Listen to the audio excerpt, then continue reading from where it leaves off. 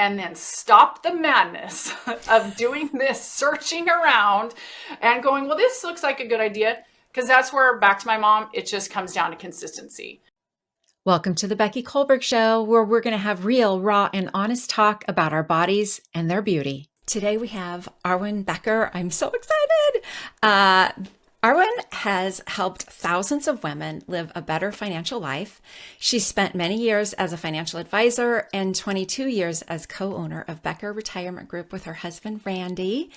In June of 2022, they sold their retirement planning firm, affording her the opportunity to focus full-time on her mission, inspiring and empowering women to rise up and take personal financial responsibility. To further that mission, she devotes her time training elite financial advisors across the nation to serve women more effectively, thus improving how the financial industry speaks and educates women. This right there, just that component, I think is worth the listen today. Arwen is also a national keynote speaker. She's an author, co-author to multiple books. Her newest is She Handled It. Great book, highly recommend it. Arwen is the host of She Handled It podcast, creator of You Vision Women and Money Devotional, and is often featured as a guest expert on many national news programs and podcasts. Arwen and husband Randy are proud parents of 3 boys and a daughter-in-law.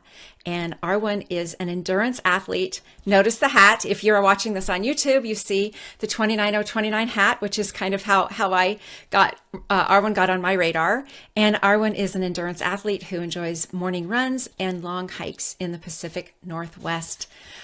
Welcome, Arwen. Now, before we get started, yes, this is a podcast about body confidence. Why is a financial advisor here? I would say financial guru for women, like an advocate for women. Why is Arwen here? Well, body confidence just isn't about body confidence. It's about all of the aspects of a woman. So I was just listening to one of your podcasts. No, I think it's actually your keynote speech. And you talked about the shiny objects. And I was like, that's the topic. Like, we could do an entire podcast about the shiny objects. And the shiny objects, I mean, I squirrel all the time. Mm-hmm. And let's talk about it in the way of body confidence, like the shiny objects. I mean, there's a keto diet coming out. There's another diet coming out. There's a new workout routine coming out. And it's all these shiny objects. And you talk about it around kind of like the financial world, but still, how do you stay focused and not give into all the shiny objects, mainly around body confidence?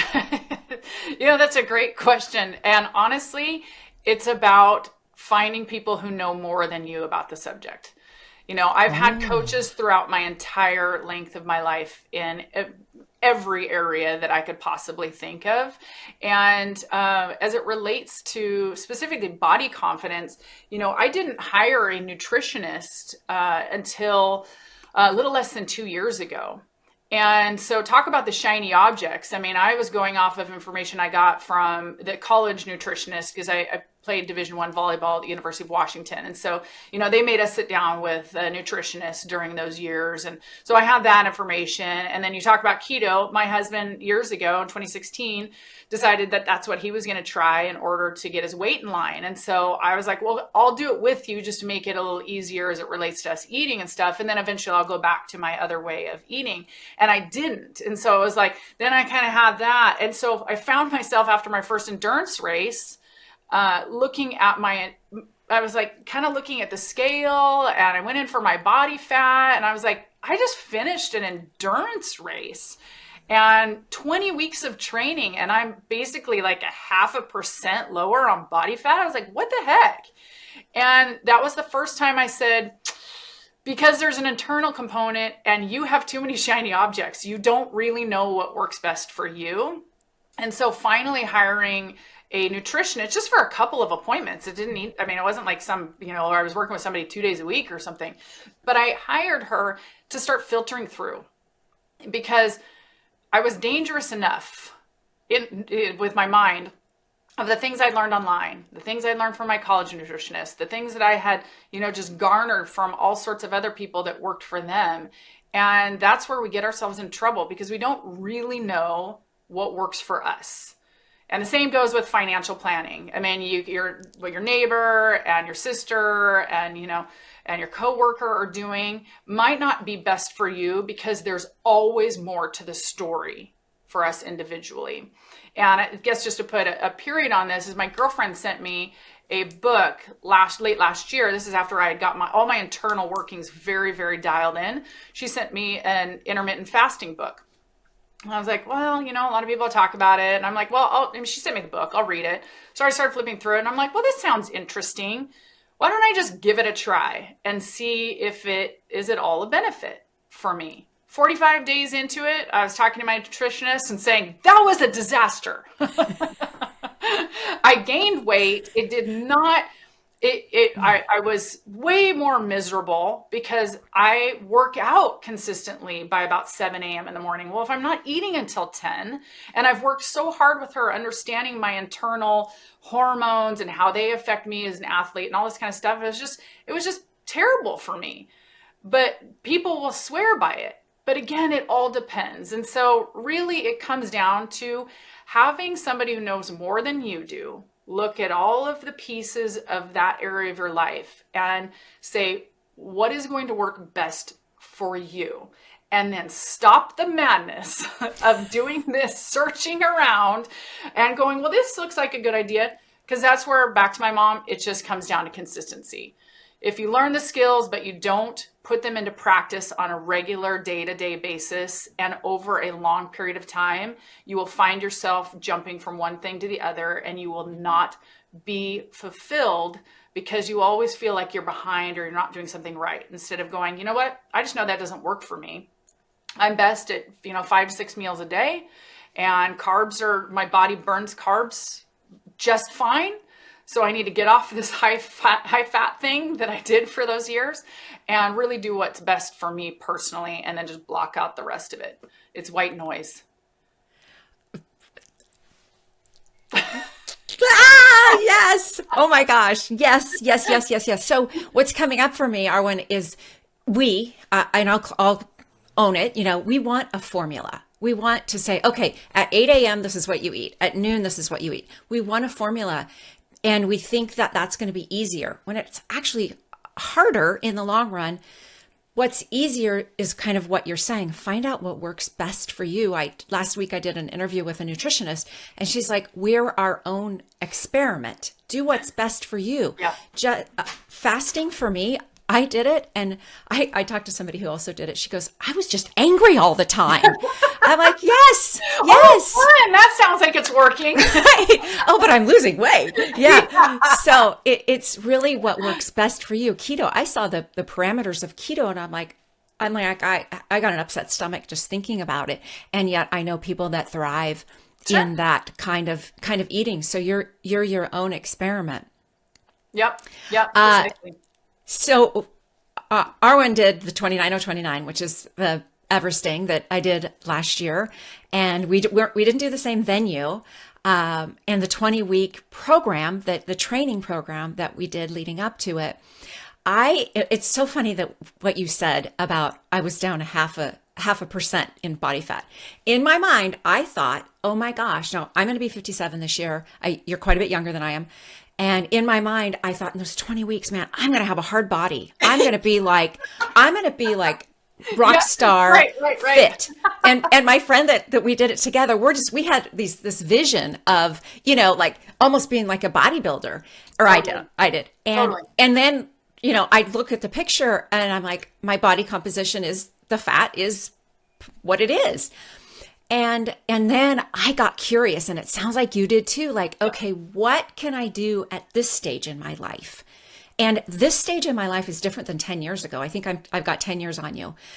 Prior to 50, I could make just 1 or 2 tweaks and it would be fine. Now it's quite a bit more. Right. So you explained what you have done, and what have you done that you're like, wow, that was the game changer? And before you say it, anyone listening, this is not the game changer for you. Right. You can try it, you can experiment with it, but know that this is the game changer for Arwen, not necessarily for you. Okay, now. Yeah, I think, I think the one thing that could be absolutely across the board is I had to take my internal health to task. Just like you, I couldn't rely on making a couple of changes and that being sufficient. I was just like you. I kind of had that idea. I was like, after 20 weeks, and, I was so terrified. I really trained, like, I don't know, felt like 40 weeks, like literally the day I signed up for the January or December 1st, the year before. But I just got to the end of all this training and all this time and all this focus on this physical activity that I really was disappointed that I didn't have a greater impact to my internal and external health. As I said, I didn't even drop a percentage of body fat. I had gained maybe about 1.5 pounds of muscle mass, but my cholesterol was a little high, and it was just like something's not right anymore. It's not working. So I made the decision that I was going to take this time that now I had gotten back because I had finished the endurance race, and I was going to focus on my internal health for the first time in my life at 48. And so I picked up a great foundational book for especially female athletes. And I'm not sure if you've read it, but Roar by Dr. Stacy Sims. No, Roar. I want to add that below. Phenomenal book that is specific to women's physiology and how our hormones and how our cycle affects our ability to perform, our ability to lose body fat, our ability to gain muscle mass. She breaks it down in very simplified terms, but her entire history of her career from the time she was in college was studying the physiology of female athletes, which they're still really behind in a lot of that information.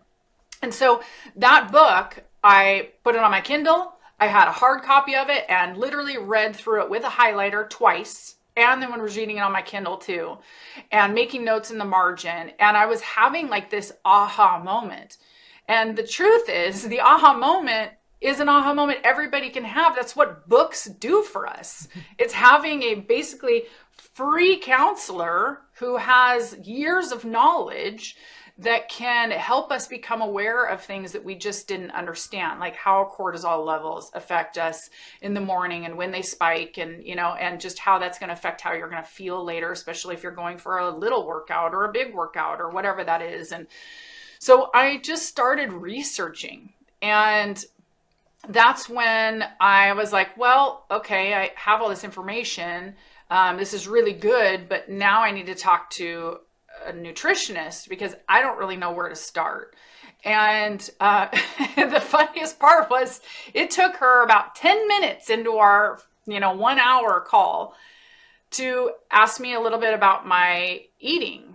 And I don't even think we got through lunch. And she's like, okay, so this is what I want you to do between now and when we meet again in a month from now. I want you to try and eat about 140 grams of protein a day. And I was like, sure, that seems pretty easy. No problem. And I was like 3 days in going, oh, dear God, this is so hard, because I didn't recognize how little protein I ate. I mean, I just haven't been a big meat eater throughout my life. And so I found out I was only eating about 50 to 60 grams of protein a day. Well, no wonder I can't hold on to muscle mass or certainly gain it, because I'm not giving myself the building blocks to be able to do that. And so that for me was the biggest first step. And then actually looking at my micronutrients. So it was like finally stopping all this madness of looking from the outside in, because I was still exercising, doing normal stuff, but I'm like, I just want to focus on trying to hit my goals for like hitting most of my micronutrients, with some good supplements, not taking things I don't need to be taking, so I had to get some blood tests, obviously, to figure out what my body actually really did need and what things were just, I was wasting money putting in there.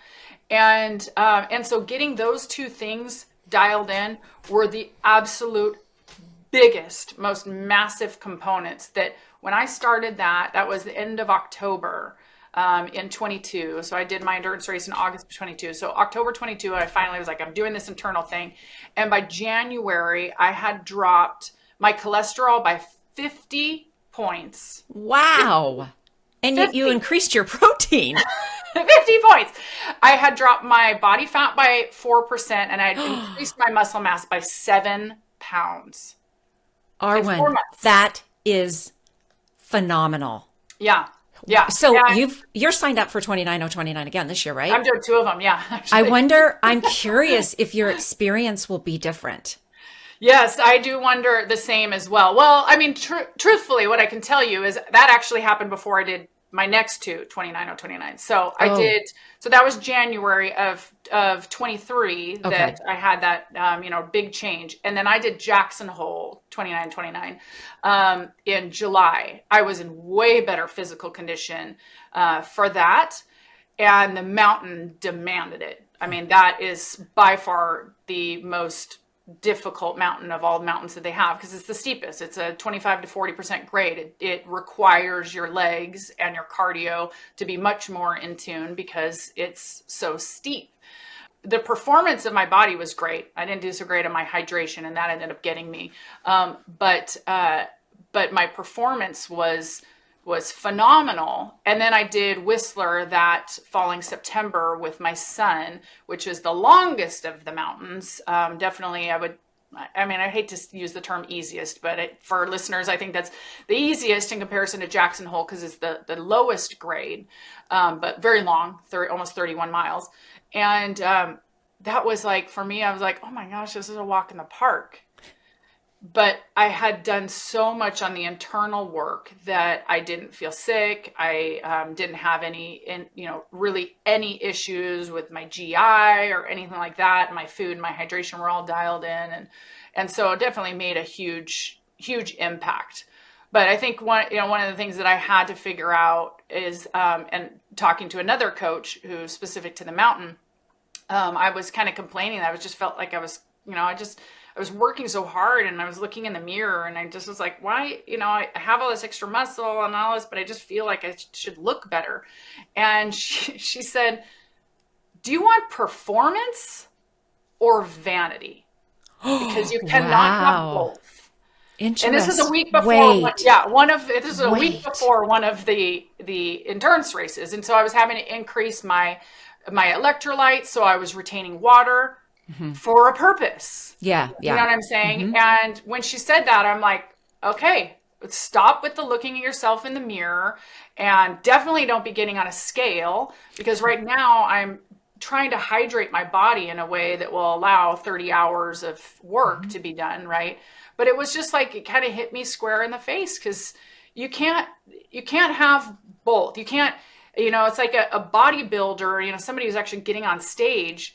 They do very specific things right at the end to lean down. A lot of them will say it's not good. It's just Yeah. not good for a body because it's vanity, not performance. And, really, that's what I had to get to. I was like, I need to just love this body that it's able to do the things that it's doing at 48 that I never imagined I would be able to do. And now I'm marveling at it. What got you into endurance sports? I was at an event and I heard a speaker, Chad Wright. I don't know if you've ever come across him, but he's an endurance athlete. He's very, very passionate, man. Just gritty. And he talked about this endurance race that he had done. He's a former Navy SEAL. Chad And Wright? Chad Wright, yeah, Okay. yeah, Wright. And and so he talked, and then right after he got off the stage, one of the other individuals for this company, it was a company that oversees financial advisors. And he said, what we've done is that race or that event, 29 that Chad was talking about, we've secured 10 spots. So the first 10 of you who come up here and want to take one of those spots, we'll give those to you. I mean, we had to pay for it, but they'd secured them up. And so I'm sitting there, and then he gave the date of the event. It was August 18th, which was my 48th birthday. And I was just like, that is exactly what I'm doing. And my husband's sitting right next to me. He goes, you're not going to do that, are you? I'm like, oh, yes, I am. It was like, we're not even, this isn't a discussion we're having. And so he closed. I sprinted across that room. I was the first person to get up to him. And those 10 spots went like hotcakes. And yet, by the time the event came around, 47 people had signed up through those 10 spots. That many people signed up, either got terrified, dropped out, started the training, realized they couldn't do it, all sorts of reasons that people drop out of doing something really, really physically terrifying, which it is if you've never done anything like that. And yet I was like, I want to prove to myself that as a 48-year-old woman, that I have my best years ahead of me, even physically. I might not be able to be as powerful as I was and responsive and fast and, all the sprinting and the really quick things I did as a kid, but I can still do really hard things, and my ability to tap into that overcoming gritty nature that I think you acquire over time when you endure really hard things in life, as we all do. This life just has it. You go, you know what? I might not be as strong as I used to be, but man, my brain, this space between my two ears is way stronger than it was when I was in my 20s. And so I think that this body, where it falls short, my mind is going to be able to take over. And I want to prove to myself that I can do that and that my best years are ahead of me. And that's just what started that whole process of becoming an endurance athlete. And I'm like, a lot of people, I'm like, I want to do that again. I want to do that again. Did that kick in for you right after you got your red hat, or did it take a few days? That's a good question. It's kind of like childbirth. It's like, I'm never having children again. I can't say I didn't have like this, like, I want to go sign up for something right after this. No, I did not have that. But I knew that there was something that I needed to fill myself up with. And that's why I decided to really shift that time and energy into my internal look at my health and really spending that time over the next number of months doing that. Having said that, I loved the experience of 29 so much and the community that I'm like, I absolutely need to do that again. I want to be in that space with people. And then I also volunteered actually the following month after that. Whistler was a brand new mountain. So I volunteered the first Whistler because it was driving distance from my home in Seattle. And was just like, I just love this community. I love seeing people who are between, average age of 40 and 65 that are not, for the most part, endurance athletes, that are doing really hard things over an extraordinarily long period of time. And I just want to be in that space. I want to talk to those people. I want to feel it. I want to just continue to bathe in it. And that's why I've wanted to continue going back to that community. But I've found myself, I've done an ultra marathon. I've done at least 2 or 3 half marathons, which I'd only done one in my entire life. So it's like I'm finding these other things to do that just kind of like a little weekend thing, just because I can, in the pouring down rain or in the freezing cold or at night. Because in comparison to 29, it's like, it just reminds me that it's not that hard. But it seemed so hard leading up to it. So we're just capable of so much more, and put yourself into a really hard position. You'll stretch that comfort zone and what you feel you are capable of. And that's what I love about it. I remember the beginning of 2023 when I was signed up for 29. I was in my training mode and everything. And Mel Robbins said, sign up for something, just sign up for something, because then you have something to look forward to. You have something to work towards. And I thought, God, this is so great. I'm dialed in this year.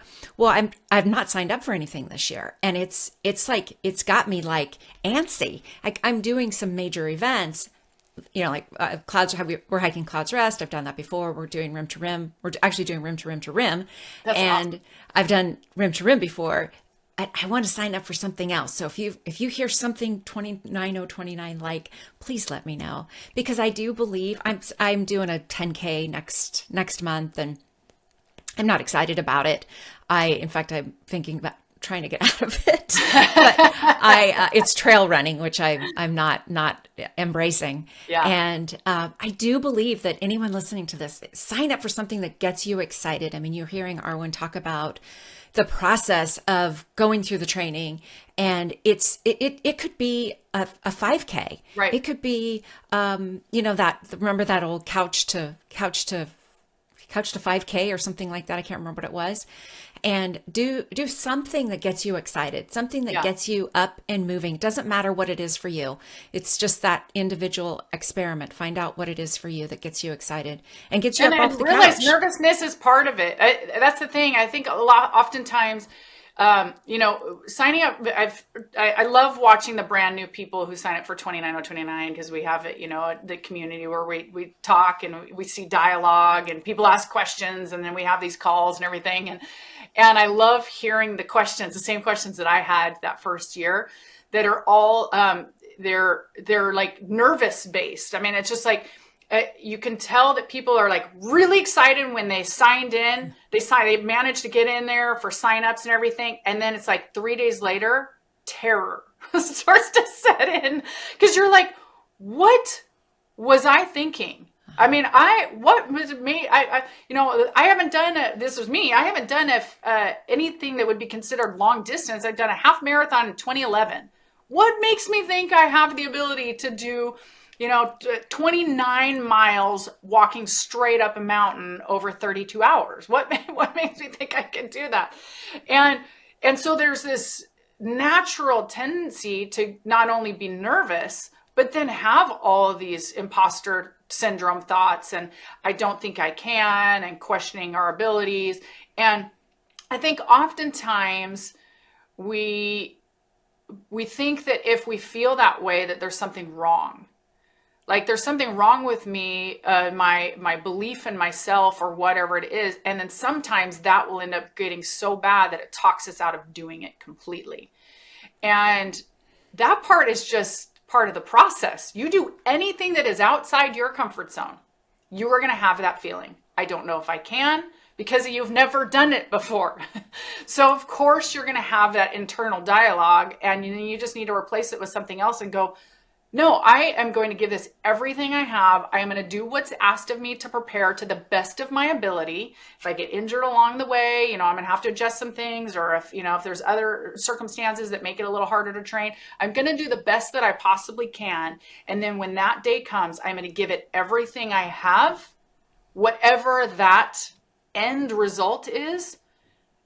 That the end goal really isn't the point of all of this anyway. And I think that's what a lot of people forget. True.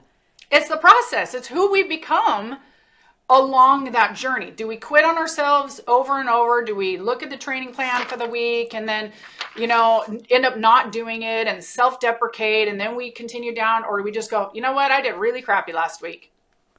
Okay, today's a new day. Let's do the best I can today, because that is all that we can. We are not promised tomorrow. Do the best you can today and wake up tomorrow and try the same. You mentioned the process. What do you love about the process?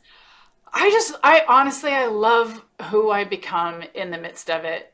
And, I recorded a video right at the tail end of Jackson Hole. By this point it was 29 hours in. I think I was on my last ascent, which it took me 30 hours. And I got really sick in the middle of the night, thrown up on the side of the mountain. I couldn't keep food down. It was a nice, real fun, disastrous moment that I remember because I was wearing a light up tutu with my girlfriend and I'm throwing up on the side of a mountain as, these couple of guy hikers are coming back past me and they don't ask me how I'm doing. They're just like, man, this is so rock and roll, as they're watching me throw up on the side of the mountain in a light up tutu. I'm like, yeah, this is endurance sports. It's at its finest.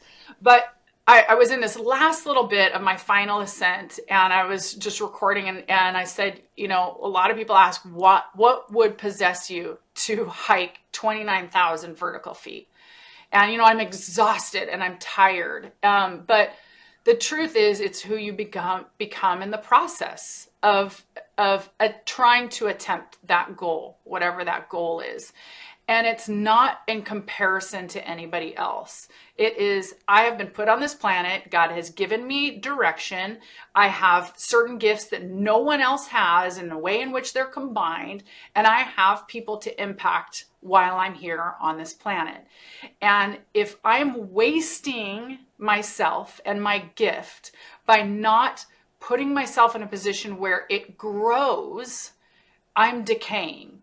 and I am not providing that ability to draft for other people to go, wow, if she's able to go out and do that, at her age or whatever the reason or, comparison is, or we see ourselves in somebody else, there is no reason why somebody else can't do their own Everest and go and become a better version of who you were created to be, so that your kids or your spouse or your employer or the people that you employ, whatever that is, they get to benefit from you becoming a better version of you.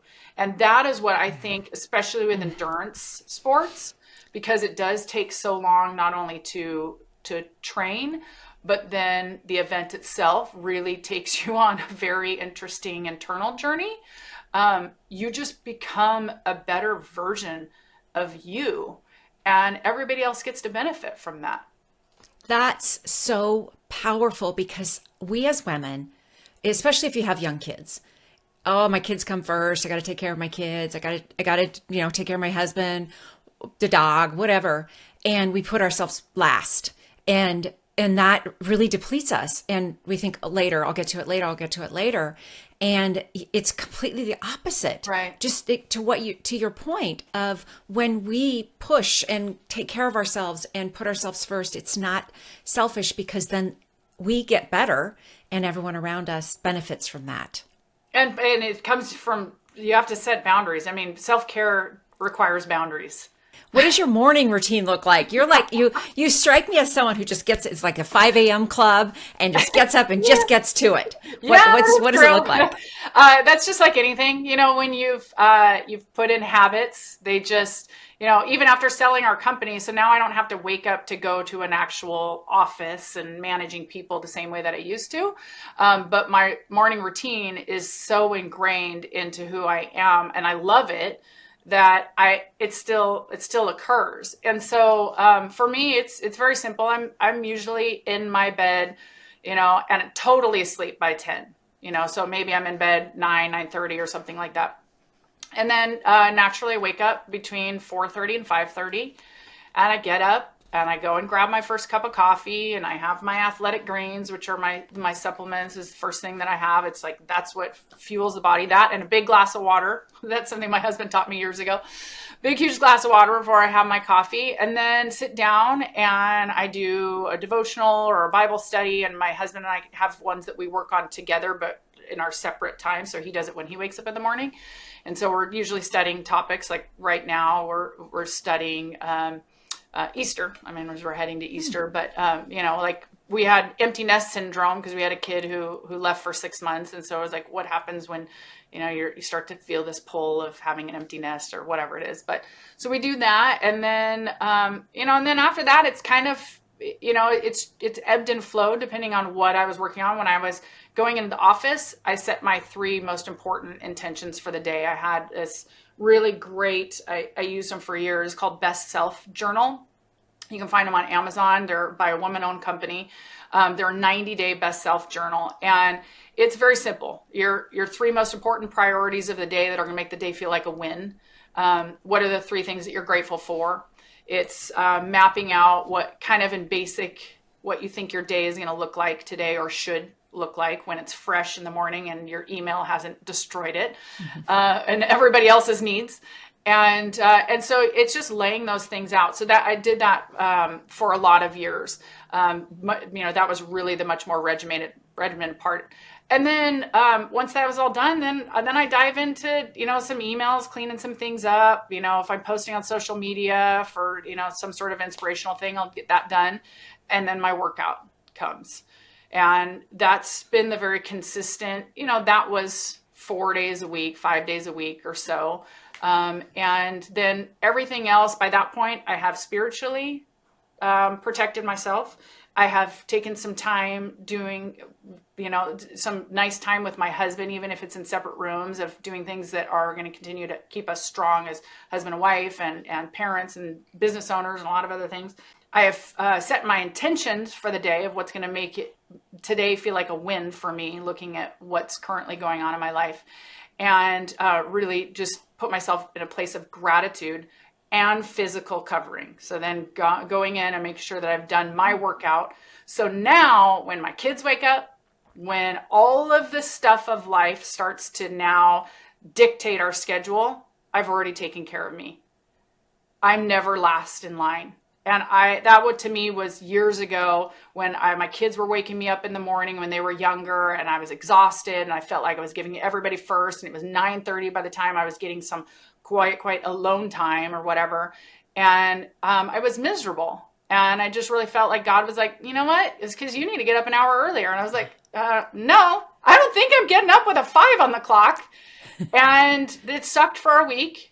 And then I never looked back because I love that quiet time in the morning of being able to set everything right for myself before anybody else gets to dictate what I should be doing, where I should be going, how I should be spending my time. I've at least protected me so I can be the best version of myself for anybody else that I'm coming into contact with later today. Oh, I naturally wake up early, and I love my dark, quiet coffee time. When my husband, he's a farmer, when he has the days that he's got to get up early, he turns on all the lights in the house. No. And I'm like, oh, honey. So now he's like, okay, I know you don't like the lights on. I know you like it quiet. So he does a good job of Good. He was retrained. Nice. Accommodating me. Yes.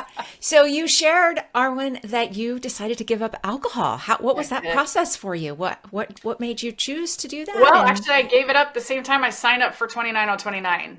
My husband already had the year before, and so he was approaching his 1 year, and he gave it up, for some other reasons. And so I was like, okay, he's hitting his 1 year. I signed up for this endurance race. I'm like, well, I know alcohol isn't going to help me be a better endurance athlete. That much I'm smart enough to know.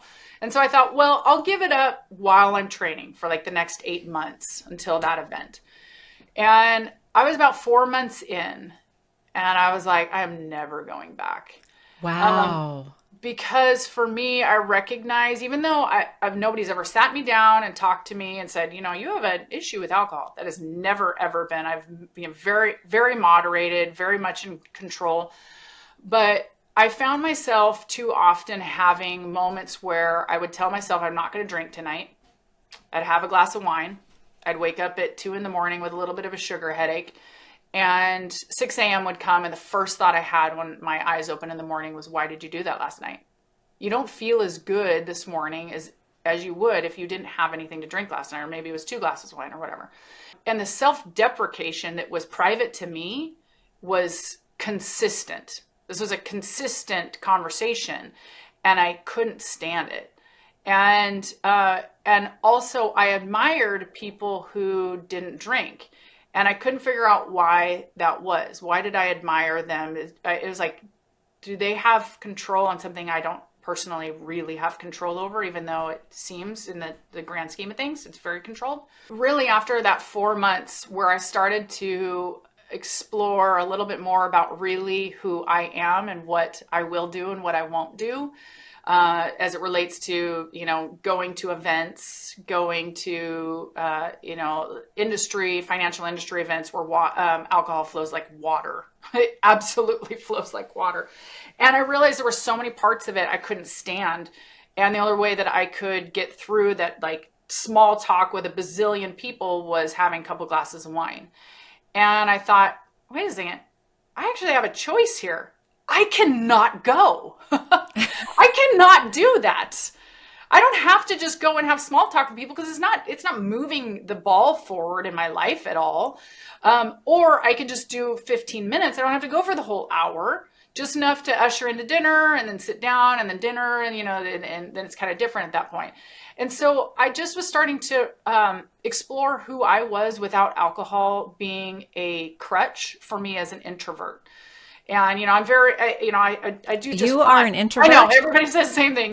Because I am too. When I meet one, it's like you learn to be on stage. You learn to do that. It's a learned thing. Absolutely. Mm-hmm. Absolutely. So I'm heavily, heavily introverted. Okay. And so all of that, like getting all the pistons firing to go into an event where you have to now interact with a lot of people is very, very exhausting. And yet I wanted to see what I was really deeply to the core capable of as it related to overcoming those components of it. And so once I started, just fleshing those out, I'm like, I don't need alcohol. It doesn't make me feel better.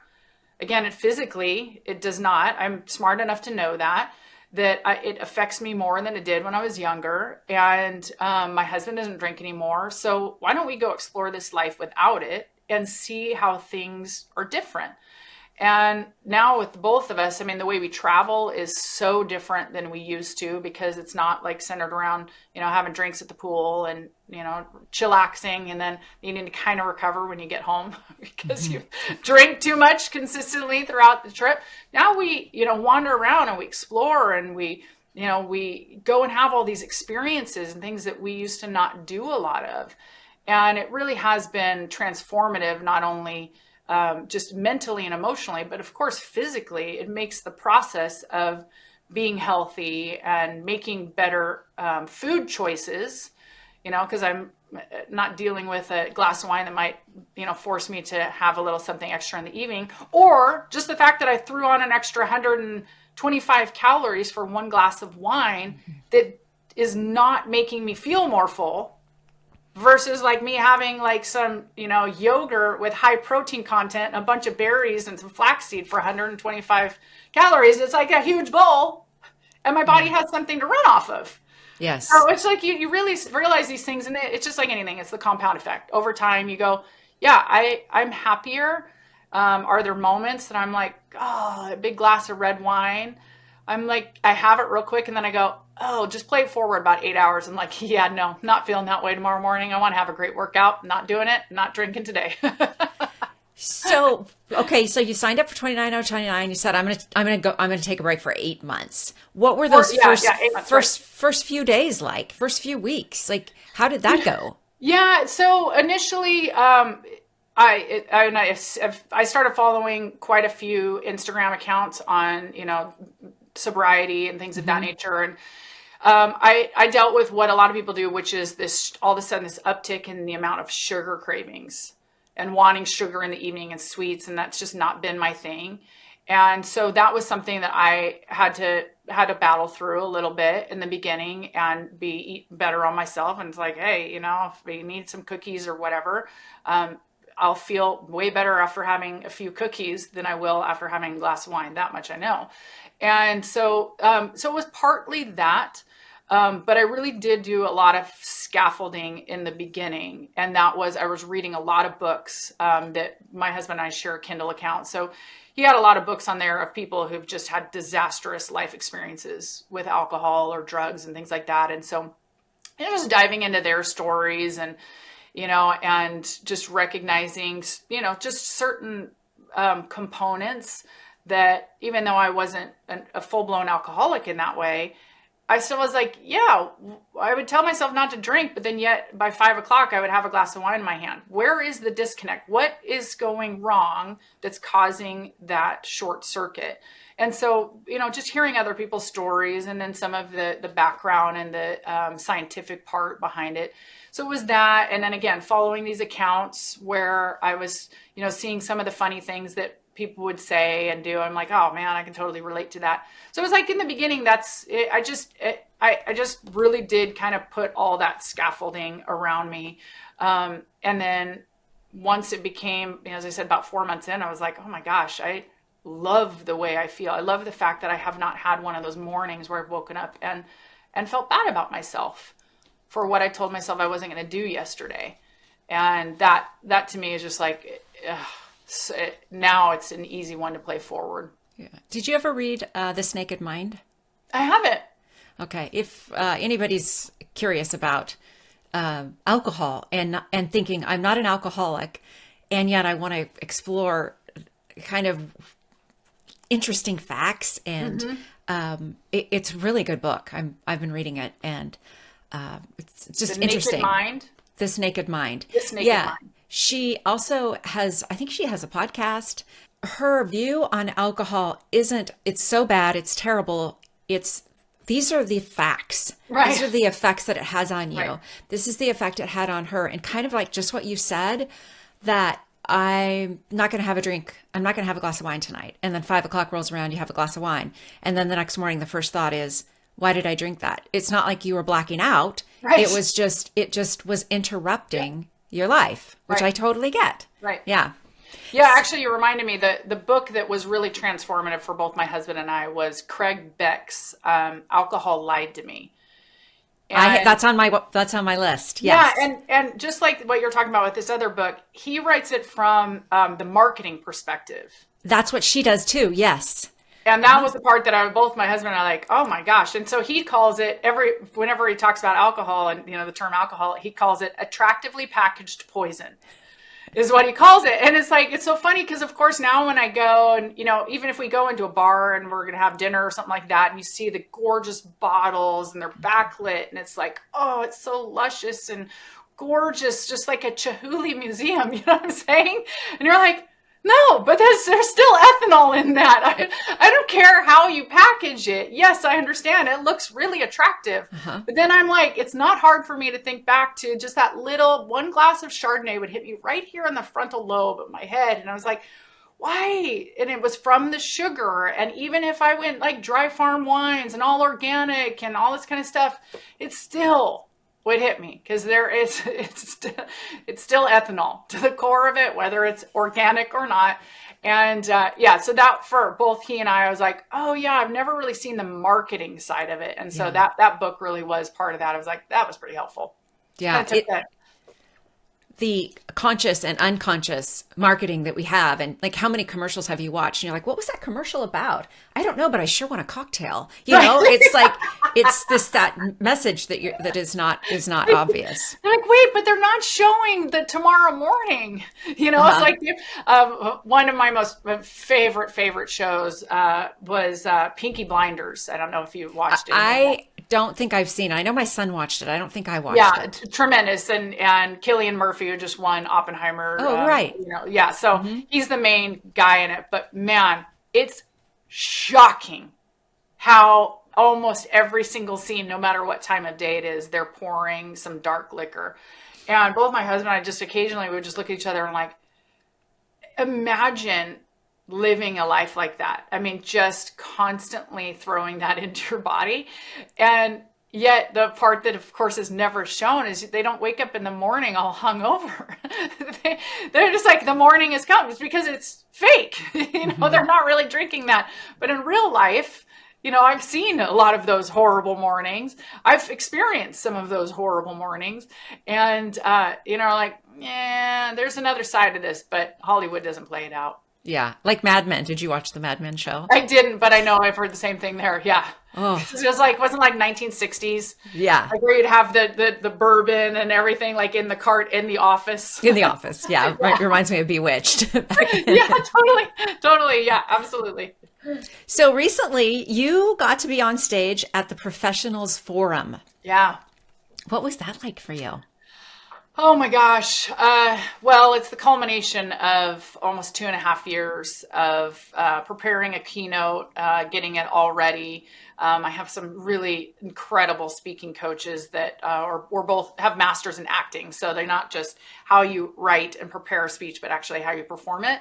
But that event was transformative for me because it was the first time after selling our company, because I couldn't do keynote speaking the way I'm doing it now when I still owned a company and was a financial advisor. There's a lot of constraints, a lot of securities regulation. And so a lot of companies just can't hire a financial advisor who's currently working. So now the whole world is open up to me. I can do and say really whatever I want. That keynote was created to speak to what is a cross section of my industry, which is about 85% men.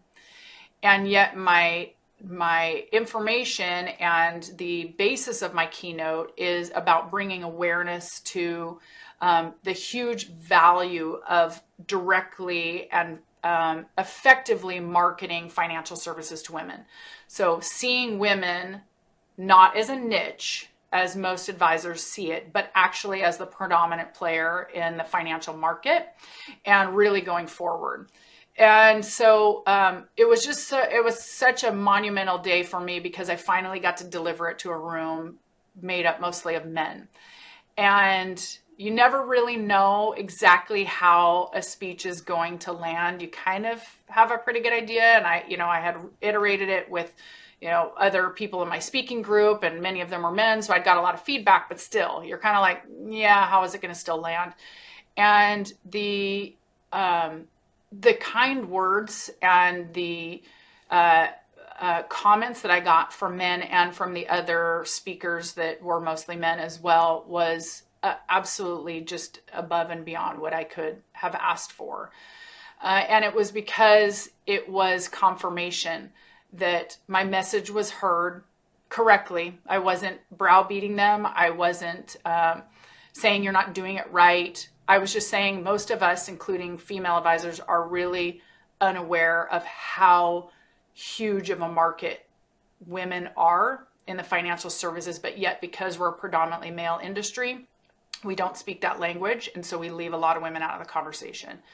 And so that was really the heart of my keynote, and giving them tools and awareness to go back to their practice and start seeing women in a different light and actually doing the work to be more effective when talking about money to women. And Becky, it was so good. It was just, I not only loved it because I have rehearsed, I have practiced, I have been ready for that moment. But it was more than anything, it was the responses that I got from industry leaders and men who've been, speaking on the topics of money for decades. And for them saying, you, meaning me as a woman, you are the future of this industry. And that's all I want. I want women to feel served and heard by my industry. I want them to be effectively helped as it relates to having their money last throughout their lifetime and be prepared for that. But I also so desire that young women growing up through school and into college actually see becoming a financial advisor as a viable vocation. And the only way that's going to happen is by seeing women and seeing that there can be something that looks and feels and sounds different, but is still effective. And that's what I got to do. And I'm so excited. I'm just still booking more and more keynotes, and I'll be doing that in a huge way over the next couple of years, as that's the next phase of my career after selling our company. That was going to be my next question, was what's next? And you read my mind. Yep, that's what's next. Yeah, very exciting. I love it that you say women are in a niche. So women are the largest segment of the U.S. population, greatest holders of wealth in our country. They officially have just ticked over as 51% of breadwinners. And women in the next 10 years are going to inherit 2/3 of the $30 trillion that baby boomers are going to be transferring.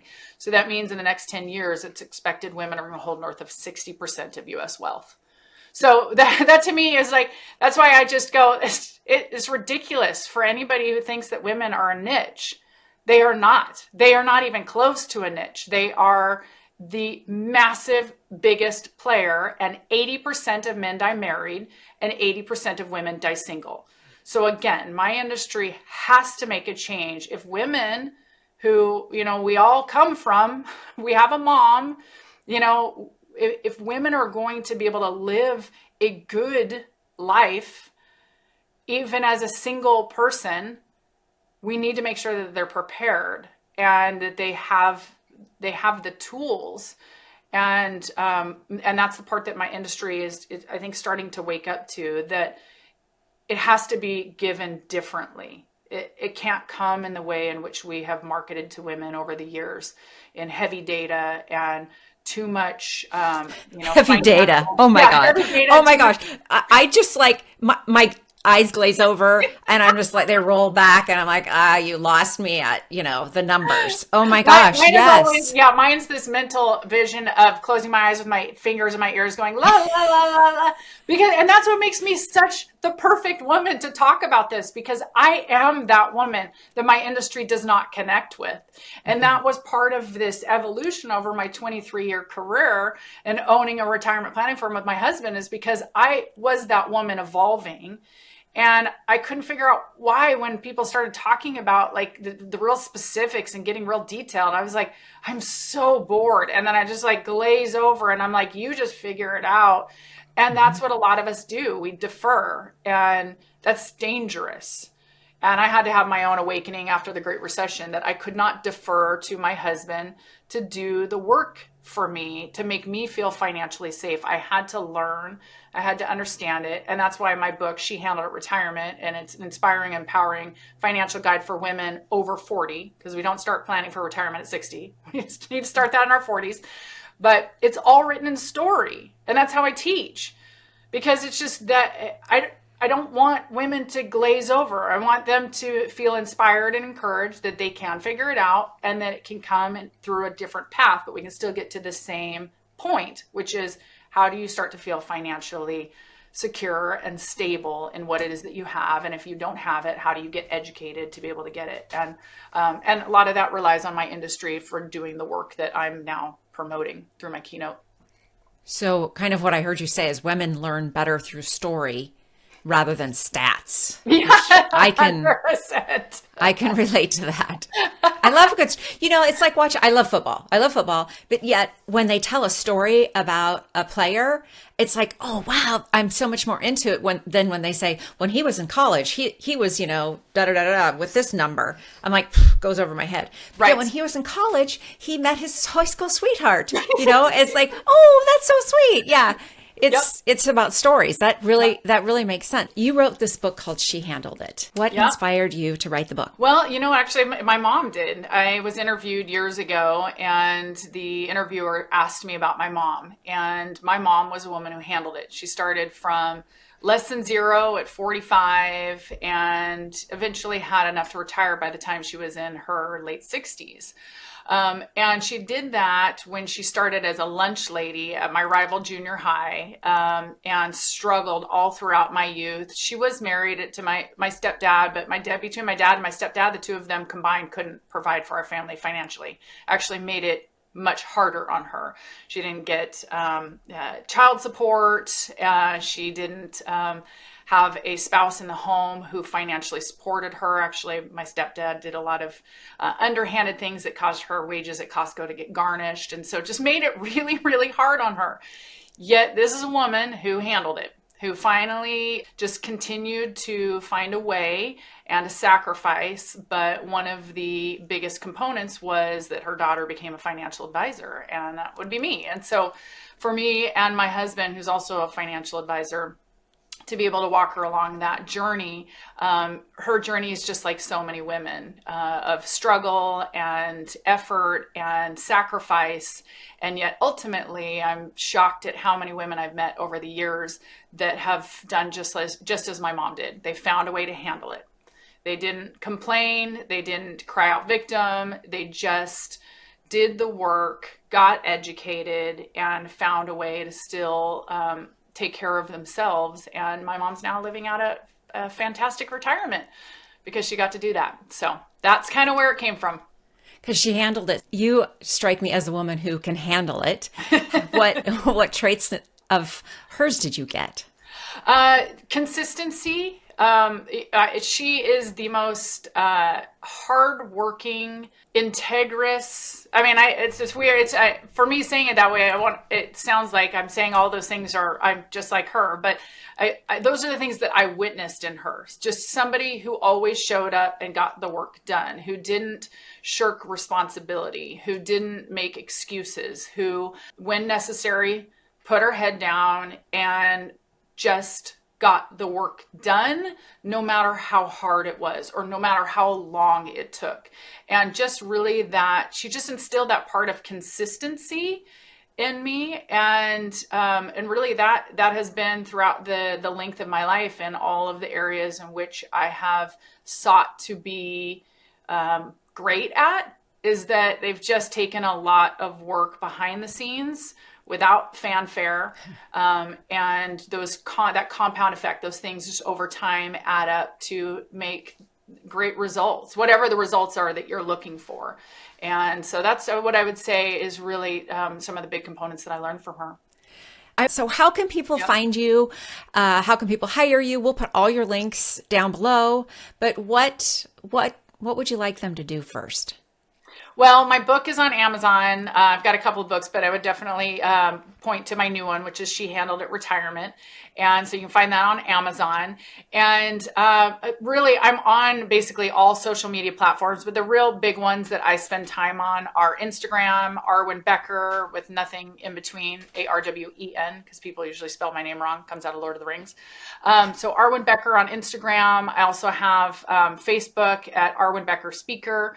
And then I have a YouTube channel as well, where you can see I've kind of done a documentary of all of my 29 journeys that are on there from start to finish, of the terrifying start and the throwing up in the afternoon and all the good stuff, the good, bad, and the ugly for all three that I've done. And that's on my Life with Arwen. So my training company is Life, LIFE, which is Leaders Inspiring Financial Empowerment. So it's an acronym, but Life with Arwen is my YouTube channel, and my website about speaking and some of the other work I do. You can go to arwenbecker.com. What is a closing message you have for women who are either on an endurance journey, wanting to be in an endurance journey, and around body confidence? Nobody can do the work for you. It just, plain and simple.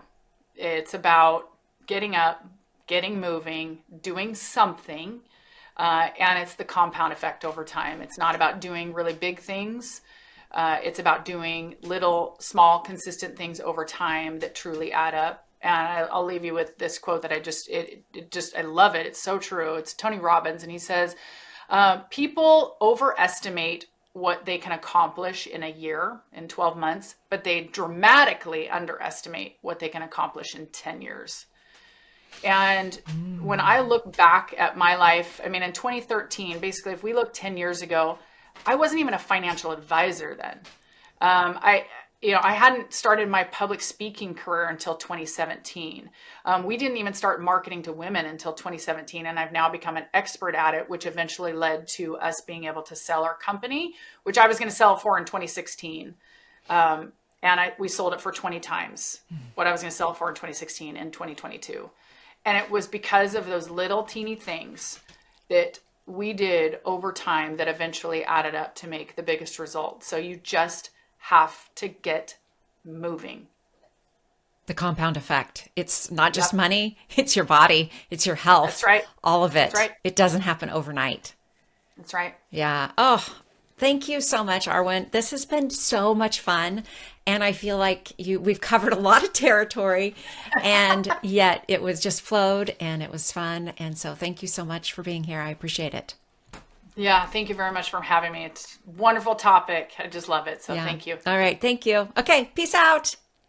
Bye.